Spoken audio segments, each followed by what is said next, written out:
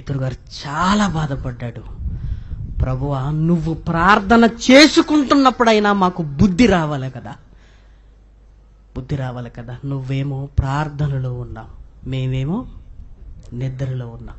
నువ్వు గెలిచావయ్యా, మేము ఓడిపోయావయ్యా. నువ్వు గెలిచావు, నువ్వు గెలిచావు, నువ్వు గెలిచావు, మేము ఓడిపోయాం. మాకు నీకున్న తేడా ఏంటో తెలుసా? ఎప్పుడైతే ఆ శోధన నీకు వచ్చింది, నీకు వచ్చింది, నీకు వచ్చింది, నీకు వచ్చింది, నువ్వు దేవునితో బంధాన్ని కలిగి ఉన్నావు, దేవునితో బంధాన్ని కలిగి ఉన్నావు, దేవునితో బంధాన్ని కలిగి ఉన్నావు. ఆ ధైర్యం నీకు వచ్చింది. ఇదిగో నేనే అన్నావు, నేనే అన్నావు. కానీ మేము కూడా అనలేకపోయాం.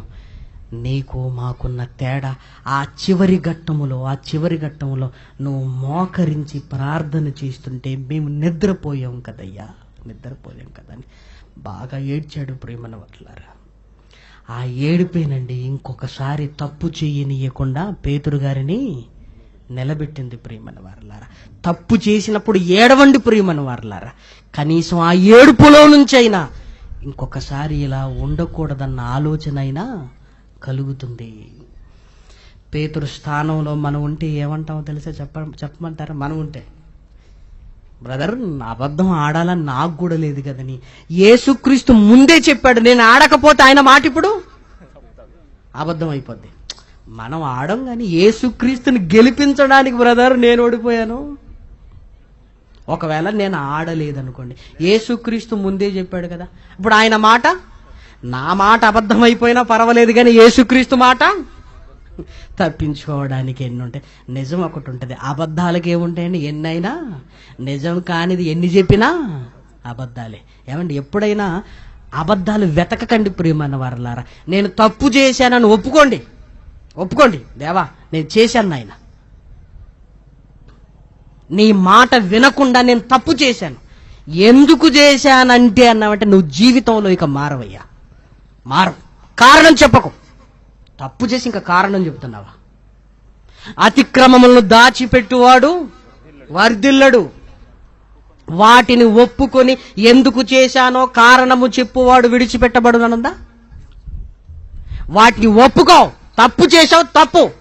మళ్ళీ ఎందుకు చేశానంటే, ఇదెందుకు చేశానంటే, అదెందుకు చేశానంటే, దానికి ఒక కారణం ఉంది బ్రదర్.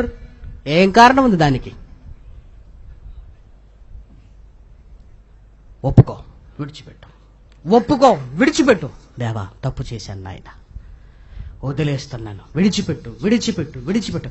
కారణం చెప్పడానికి అలవాటు పడితే ప్రతి తప్పు కూడా ఏదో కారణం నీలో ఉంటుంది. ఆ కారణాలు అలవాటు చేసుకుంటూ ఎప్పుడు నీ తప్పును ఒప్పుకోవు, కనికరాన్ని పొందుకోవు.